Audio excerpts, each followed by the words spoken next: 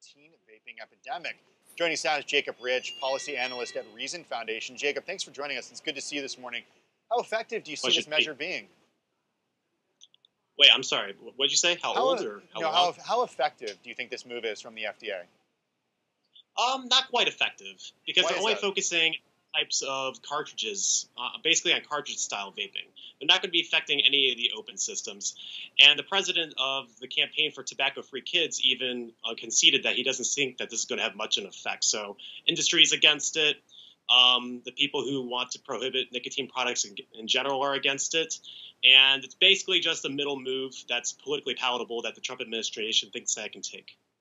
Jacob, teens aside, how is this going to affect adult use of e-cigarettes? Well, I mean, flavors have shown to be incredibly important in the substitution from cigarettes to e-cigarettes. And any sort of mechanism that makes e-cigarettes less appealing relative to cigarettes is probably not going to be good for adults switching over.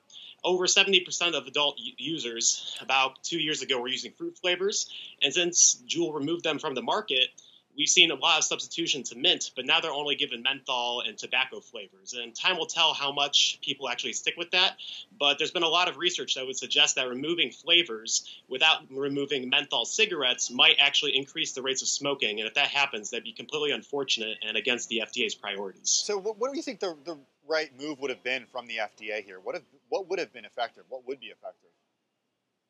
Well, the Truth Initiative, I think a couple of years ago in 2017, conducted a survey. And the survey, they found that 63% of teens did not even know that every single Juul product had nicotine in them. If you follow the data and look at what happens before any sort of age group reduces its use, understanding the risk and dangers of products happens to be what precedes any sort of reduction. When people understand that products are more dangerous, they tend not to use them. And honestly, if you had over 63% of teens not understanding that Juuls are always nicotine products, there's obviously an information problem. And with Juul being so new to the market, being introduced around 2016, it seems like there's an information problem, and teens need to be educated about the dangers. So what I'm hearing from you is there should be no policy in place, which sort of makes sense with Reason Foundation and the libertarian approach at Reason Foundation, but that it should come from an education element where people would be educated to make the decision not to actually buy and use these products? Well, I mean, the reason why I'm not suggesting many more regulations is because there's plenty of regulations on the books right now that just aren't being followed. Teens aren't allowed to buy them, and the enforcement of those policies is not going well. So if we add more laws and we can't enforce the laws that are already in place, what are we going to expect is going to happen? Jacob, what next steps, if any, does the Trump administration need to take to combat the e-cigarette crisis and the teen vaping crisis? Well, beyond education, not quite sure. I mean, teens in general seem to acquire the vices that they desire. It's something that's always happened. 30 years ago, we had a giant smoking crisis. And through education and convincing teens that people do die much younger if they smoke, teens ended up reducing their use. And I think we really just need to spread the information around about how dangerous nicotine is and how unknown the long-term consequences of vaping are. The only thing we really know about vaping at the moment is that it's much healthier than cigarettes. I know a lot of industry people are trying to put out the notion that it's not dangerous. What? Yeah, sorry, Jacob. We also saw rules. Or we allow any of that to go forward. Yeah, Jacob. We also saw, though, rules that regulated the way that they could advertise. We saw rules about the Surgeon General's warning that appeared on cigarette boxes. We did just see the age of cigarette purchases raised from 18 to 21. So there were, concurrently with education efforts, a lot of rules and regulations put into place. And in fact, the Truth Initiative initially was funded by tobacco companies as part of a lawsuit settlement. Yes, they were. Tobacco 21, we'll see how that plays out. Okay. The effects might be measurable. I mean, in general, my position on that is that if you're able to fight in a war, you shouldn't have any sort of restrictions on what you put into your body. And the consequences of that type of freedom, I'm relatively indifferent about, to be honest. But if cigarettes are being sourced mostly from adults who can buy them, having a reduction in age will probably have some sort of effect, at least the effect that people who are 18 years old who are currently in high school won't be able to buy cigarettes for their younger youth.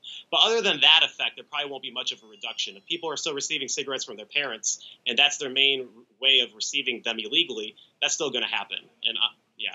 Jacob, U-Haul actually just announcing that it's going to stop hiring nicotine users in the 21 states where that is actually allowed. We'll pull up a full screen here to show you where that is allowed. What sort of reaction do you anticipate there? These are the states in orange that do allow employers to decline hire based on nicotine use. Well, I expect it to be like any other sort of drug policy that's enforced at any company. Basically, what U-Haul is going to do is they're going to have a tobacco screening when employees are hired. And if employees are smokers and relatively smart, they'll just stop smoking for a little bit, pass their test, and then continue working, just like they do with all sorts of drugs. It's just surprising because, you know, for people of a certain age, nicotine is legal. And it's not like you're showing up. If we were to look at other substances like alcohol, right? You can't drink at work. In some jobs you can, but you cannot drink at work or be intoxicated at work. Yeah. But you're allowed to do that on weekends. And Yes. ostensibly, this would look like you can't necessarily be a nicotine user on weekends also, right, Jacob? Yes, but I'm actually a little bit more if U-Haul wants to do this, there are legitimate reasons for why they do. Alcohol is a drug that's used casually often. But people who smoke cigarettes, there are casual users among cigarette smokers. But most users of cigarettes are daily users, people who use lots throughout the week. Is there data that shows that, Jacob? Yes, there are. I mean, the data show that about every cigarette smoker, whether the cigarette smoker smokes once a month or multiple packs a day, the average amount of packs they smoke in a year is going to be about 230.